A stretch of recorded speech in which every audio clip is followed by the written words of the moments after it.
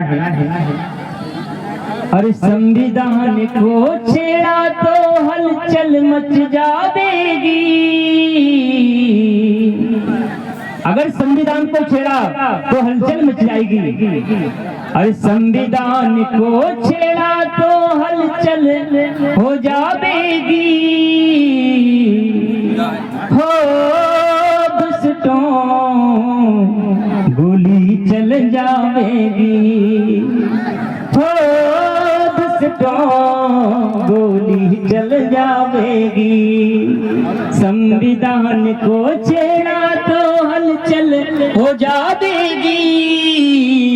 संविधान को छेड़ा तो हलचल मच जाएगी।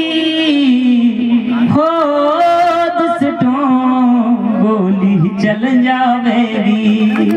गोली चल जाएगी। कानून भीम जी का बड़ा ही बना प्यारा। कानून भीम जी ने बनाया बड़ा प्यारा। भूखे और गरीबों का बेसहारा। भूखे और गरीबों का बेसहारा। अगर किसी बहन की इज्जत अगर लुट गई तो संविधान में धारा लगती है 376 जिसको नाम दिया है। अगर किसी बहन की जो इज्जत लुट जाएगी। अगर हमारी बहन की इज्जत कोई लूटेगा तो हम देखेंगे थोड़ी, हम भी गोली मार देंगे। लेकिन कौन सी संविधान में जो धारा है नहीं, आप तो 1 घंटे की कथा कर दो। तो जैसे ही पंडित जी ने 1 घंटे की कथा उस पंडितानी को सुनाई तो आपने उसके बेटे थे, एक बेटा था, एक बेटी थी और एक उसकी पत्नी थी। तीनों को बिठाया और कथा सुनाने लगे। तो कहने लगे आप जिस प्रकार से महाभारत में, बेटे ने सुन ली पहली कथा जो पहले प्रसंग की, जिस प्रकार से महाभारत में बाप बेटे में लड़ाई हुई। कोई किसी का बाप नहीं, कोई किसी का बेटा नहीं। ये कथा बेटे ने सुनी और बेटी ने सुनी जिस प्रकार से कुंती ने कुंवारे में बेटे को जन्म दिया, वो तो उसकी बेटी ने सुन ली। और उसकी जो पत्नी थी उसने सुनी कथा कौन सी? अरे द्रौपदी के तो कितने पति थे? 5 पति। मेरे भी 10 पति होने चाहिए। ये कथा सुनी। तो अब जैसे ही कथा समापन हुई पंडित जी की और पूछा एक एक करके, तो बेटा से पूछा तो पुत्र आप बताइए क्या सुना है? तो बेटा कहने लगे कि कोई किसी का बेटा नहीं, कोई किसी का बाप नहीं। जैसे लाठी उठाया और पिता में मार दी। तो कहने लगे पंडित जी ये कथा कौन सी? ये तो घर में महाभारत हो रही है। इसी प्रकार से अब जो पत्नी से पूछा आपने कौन सी सुनी? पति से कहने लगे मेरे तो अभी और बाकी है पति। मैं कुंती ने द्रौपदी के 5 पति थे, मेरे तो 10 पति और बाकी है। इधर बेटे ने उसकी जो लड़की थी उससे पूछा आपने कौन सी सुनी? पार्टी शामिल में। अच्छा, कुंती ने जो शादी नहीं हुई थी उससे पहले ही बेटे को जन्म दे दिया था। अगर कोई बेटी शादी नहीं हो और पहले ही जन्म दे दे तो आप दिल पर क्या बीतेगी? जब बन गया बदनामी होंगे या नहीं होंगे? इसी प्रकार से बेटी से पूछा, बेटी कहने लगे पिताजी मैंने बहुत बड़ी गलती कर दी। अभी तो मैं 2 बेटे को जन्म दूंगी, इसके बाद में शादी के दोस्त में करूंगी। उसी साथ में हमें जो महाभारत की भागवत कथा कौन कह रहा था? कृपया आप शांति बनाए रखें। हाँ, जो कार्यकर्ता है जो सेट करवा रहा है, हाँ जो कार्यकर्ता लगे या अपनी और व्यवस्थाओं में से खर्चा बचा के अपने बच्चों को जरूर पढ़ाओ। पढ़ाई पे तो आपको फोकस करना ही पड़ेगा, तब जाके आप और हम सब सक्षम होंगे।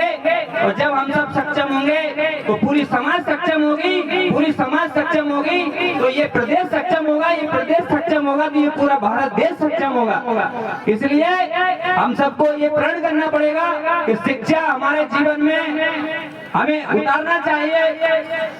साथियों, हमारे बीच में माताएं बहनों ने भी इस जयंती में बहुत ही उत्साह के साथ इस जयंती में वो शामिल हुई है। मैं महिलाओं के माताओं बहनों को भी बहुत सम्मान पूर्वक उनका धन्यवाद ज्ञापित करता हूं कि वो ज्यादा संख्या में यहाँ उपस्थित हुई।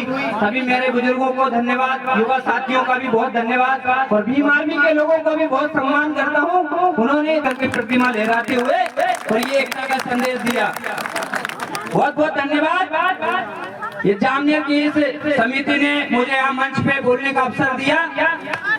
सभी को बहुत बहुत प्रणाम। जय रविदास महाराज की, जय रविदास महाराज की, जय भीम। बहुत बहुत धन्यवाद।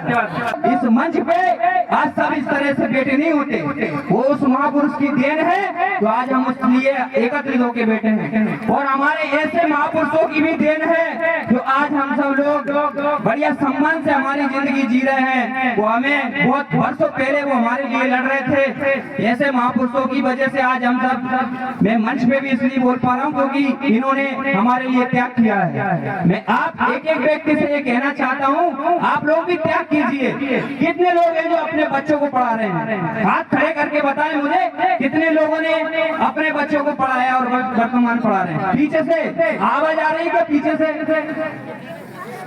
से शायद कम सुनाई दे रहा है उनको।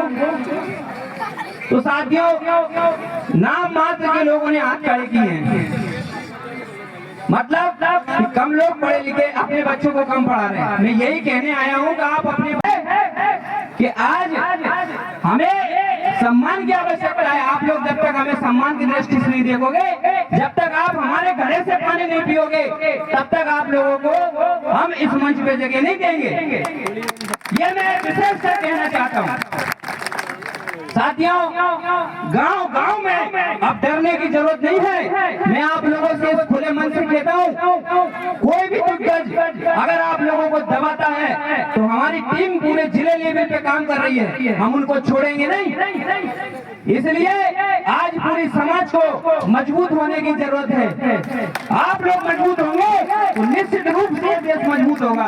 हम जाति में बांटने वाले लोग नहीं हैं, हम सामाजिक समरसता और भाईचारा रखने वाले व्यक्ति हैं। हमारी समाज तो आज लड़ने वाली भी नहीं बन पाई पूरी तरह से। अगर बाबा साहब अम्बेडकर जी का संविधान नहीं होता तो आया हूँ कि आप लोग अगर हमारे समाज को सम्मान दोगे तो हम आप लोगों को इस मंच पे जगह देंगे, नहीं तो आप लोगों की जरूरत नहीं है।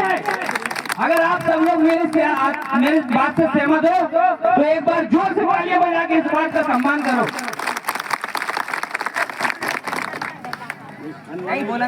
बोलन दो। साथियों, कुछ लोगों ने जरूर हमारे इस भव्य जयंती का स्वागत किया है। वाकई में वो लोग धन्यवाद के पात्र हैं क्योंकि उन्होंने हमारा इस जयंती का स्वागत किया है। आप लोग ही कहते हो कि महापुरुष किसी एक समाज का नहीं होता, कहते हो। मैं आप लोगों से कहना चाहता हूँ, महापुरुष तो सर्व समाज के होते हैं, लेकिन फिर आप लोग पूजने क्यों नहीं आते भाई? और भी लोग क्यों नहीं पूजने आते?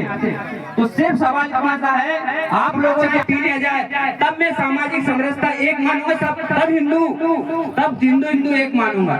साथियों, ये लोग तो इतना भेदभाव करते हैं हमारे साथ, फिर हम सब एक कैसे हुए? इन सब बातों पे आप लोगों को विचार करना पड़ेगा।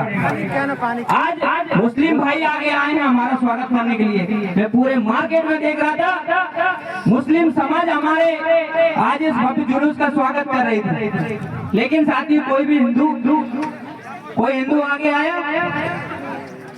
मैं आप लोगों को सिर्फ इस मंच के माध्यम से यही एक संदेश देने आया हूँ कि आज हम लोगों को समझने की जरूरत है। मैं उन लोगों पे कोई आरोप प्रत्यारोप नहीं कर रहा हूँ, बल्कि